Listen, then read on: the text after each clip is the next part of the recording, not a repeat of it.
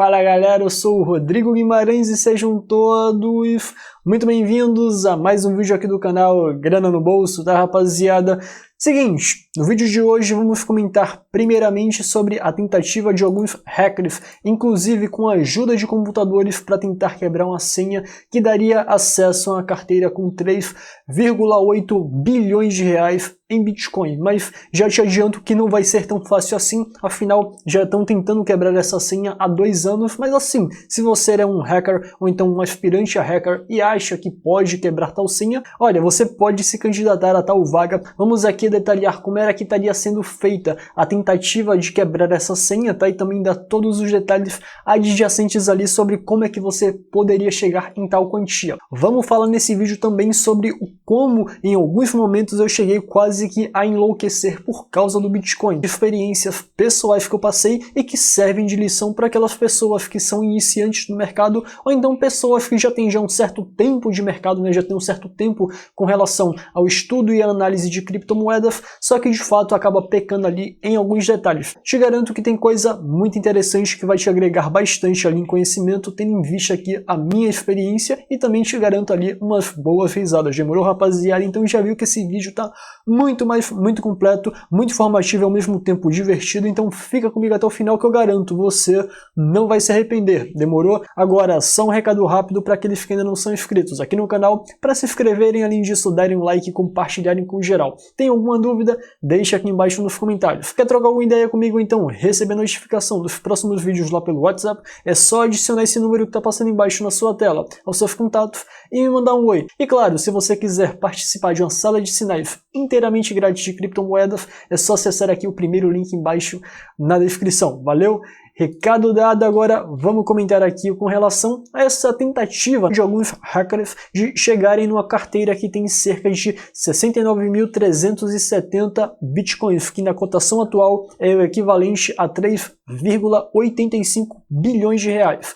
Mas assim, já te antecipei no início desse vídeo que não é tão fácil chegar nessa quantia assim, afinal se fosse tão fácil já teriam feito há muito tempo atrás. Afinal, esse tipo de tentativa já vai fazer 2 anos e ainda não conseguiram, para você ter ideia. Então, no início do desafio, essa quantia era muito menor em valores de dólares e consequentemente em reais. Mas esse anúncio, né, do desafio teria sido feito pelo Alan Gall, que é um tipo de CEO, né, um CTO de uma empresa de inteligência de cibersegurança, visando ali, né, contratar alguns hackers que conseguissem quebrar tal criptografia para conseguir ali o acesso a essa carteira. Mas um tipo de problema que algumas pessoas até cogitam, mas que a maioria das pessoas não levam em consideração, é que mesmo que tal criptografia seja quebrada e as pessoas, né, os hackers, que consigam quebrar essa criptografia e tenham acesso às chaves privadas que teriam sido escondidas nessa carteira, possa ser que essas chaves privadas não levem para o endereço que teria sido divulgado, que teriam aqui os quase 70 mil bitcoins, mas sim desbloqueie outra carteira que não tenha bitcoin nenhum, tá? Então de fato seria ali muito frustrante, seria uma perda de dinheiro para alguns, afinal tem muita gente tratando isso aqui como se fosse um investimento, colocando ali dinheiro em máquinas de processamento de informações, né, como por exemplo algumas placas gráficas muito caras, mas que não vão ajudar em nada, afinal a criptografia empregada nesse tipo de senha, né, nesse tipo de tecnologia é muito forte. Eu acho que nem os computadores do Google, sendo bem sincero com vocês, tá? Embora eu não seja aqui um expert em criptografia, eu creio que nem os computadores do Google têm a capacidade de quebrar tal tipo de código criptografado sob esse algoritmo, tendo em vista a nossa tecnologia atual. Todos esses hackers aqui, junto com computadores que foram inclusive lacrados, tá? Para que você tenha ideia, para que não houvesse nenhum tipo de manipulação, não conseguiram realizar aqui a solução desse desafio. Eles já estão tentando há cerca de 2 anos. Segundo o que disse um expert na área de criptografia, ele disse que esse jogo de estatística tem na tecnologia atual, mesmo com auxílio de tecnologia de ponta, esse tipo de cálculo poderia levar cerca de 100 anos ou mais, somente calculando para tentar quebrar uma senha que não é garantia que desse acesso aos quase 70 mil bitcoins. Então não é tão simples assim. Possivelmente esses 70 mil bitcoins ficarão perdidos caso de fato alguém tenha perdido a chave privada que concederia o acesso a essa carteira. Inclusive, tratando aqui sobre esse tema, sobre bitcoins perdidos, esse é um tipo de fator que leva o Bitcoin a custar aquilo que ele custa hoje. hoje. Afinal, são cerca de quase 4 milhões de bitcoins perdidos e com certeza esse valor aí, sem haver movimentações e que acaba reduzindo a quantia em circulação de bitcoins, tornando o Bitcoin mais escasso do que ele já é, leva o Bitcoin a custar mais de 10 mil dólares atualmente e futuramente provavelmente um valor bem maior que esse, tá? Mas assim,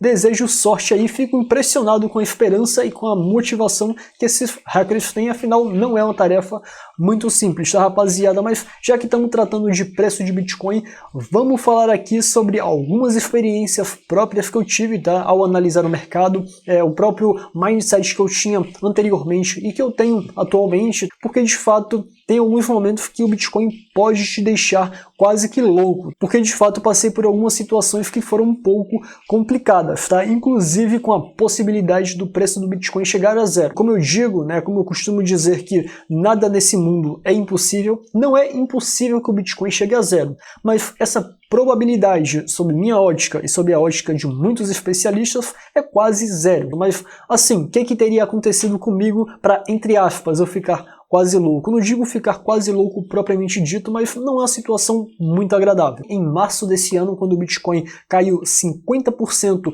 em menos de 24 horas, de fato eu já sabia que o Bitcoin era muito volátil, não seria surpresa para mim uma desvalorização grande com relação ao Bitcoin, só que eu nunca esperei 50% de desvalorização em menos de um dia, tá? De fato foi algo que assustou as pessoas ali mais experientes do mercado. Eu passei das 7 da manhã até as 9 da noite só vendo ali aquele mar vermelho, tá? Aquela sangria do Bitcoin. Eu achava que aquilo não teria fim, foi o dia do horror, sinceramente para vocês. Eu só parei quando eu não aguentava mais. Depois das 9 da noite eu fui tentar ali assistir alguma coisa para tentar esquecer aquele pensamento, afinal naquela época eu já tinha uma certa quantia alocada ali em hold de Bitcoin. Eu tinha ali uma posição em swing trade que eu já tinha estopado logo antes do meio-dia e tinha uma posição em hold que eu vinha guardando de um tempo até aquele período que de fato tinha me deixado muito frustrado e naquele período eu tava no prejuízo, tá? Que era o pior de tudo. Eu tava no prejuízo, afinal o preço do Bitcoin chegou a 3.800 dólares. Mas mesmo assim eu não vendi, mantive as posições, tá? Teve gente que vendeu toda ou quase todas as suas posições em hold e assim, eu entendo essas pessoas, tá? Eu vejo que a situação delas naquele momento de fato não era tão fácil assim, mas eu tentei resistir. Afinal eu já contava aquele tipo de investimento como perdido, sendo bem sincero para vocês. E a questão é a seguinte, logo depois de eu tentar assistir alguma coisa para tentar esquecer aquele fato, sendo que eu não tinha conseguido esquecer aquele fato, eu fui tentar dormir. Só que eu dormia de 2 em 2 horas e acordava. E quando eu sonhava, né, quando eu tentava dormir, quando eu estava começando a pegar no sono, eu só sonhava com o gráfico, o preço subindo e caindo, e eu preocupado no meu sonho lendo o gráfico. E o preço acabava caindo ainda mais. Ou seja, não foi sonho, foi um pesadelo. Tá? Eu estava de fato naquele dia quase que enlouquecendo. Depois disso eu passei um certo tempo sem olhar o gráfico do Bitcoin para esquecer aquele tipo de situação e sim, de fato esse tipo de distanciamento naquele período me fez muito bem. Aí claro, depois eu retornei com o investimento acima dos 5 mil dólares, tive ali um certo lucro, eu consegui ali seguir com as leituras de gráfico e com os aportes na criptomoeda, mas de fato não foi muito fácil. E recentemente aconteceu ali um fato bem parecido, tá? Só que nesse caso não houve tanta gravidade quanto o fato anterior, afinal só foi apenas um pesadelo, onde quando eu estava dormindo nessa semana passada, eu estava sonhando que o preço do Bitcoin chegava a zero. Tá? No meu sonho, melhor, no pesadelo, o preço do Bitcoin chegava a zero, zero mesmo. E eu tentava entender o que teria acontecido, né, para o preço chegar a 0 centavos de dólar, o que teria feito, será que alguém hackeou a rede do Bitcoin? No próprio sonho eu ficava desesperado, e aí depois disso o preço do Bitcoin chegava a subir para 4.100 dólares, eu já ficava um pouco animado, mas mesmo assim estava bem abaixo dos 10 mil, não sabia se o preço do Bitcoin voltaria aos 10 mil dólares, enfim, foi um verdadeiro terror, foi um verdadeiro pesadelo. E aí, claro, quando acordei, a primeira coisa que eu fiz, antes mesmo de levantar, foi olhar o preço do Bitcoin num aplicativo que eu tenho baixado aqui no celular e para minha trégua, né, para minha tranquilidade, o preço do Bitcoin se mantinha ainda acima dos 10 $1.000, felizmente. E assim, eu cheguei à constatação que, como naquela época, como na situação passada, nessa vez eu estava olhando muito o gráfico do Bitcoin, olhando direto o preço, e isso aí é um erro que muitas pessoas cometem, tá? Para que vocês tenham ideia, a primeira coisa que eu faço ao acordar e levantar é checar ali as notícias, checar ali algum tipo de notificação que eu tenha recebido e conferir o preço do Bitcoin. Eu sempre fazia isso, era quase um ritual. Eu acordava, fazia toda essa checagem, conferia o preço do Bitcoin, estava tudo tranquilo, seguia o baile. Se o preço do Bitcoin tivesse sofrido alguma alteração brusca, seja para cima ou para baixo, eu ia direto olhar o gráfico, olhar as notícias, ver o que teria acontecido.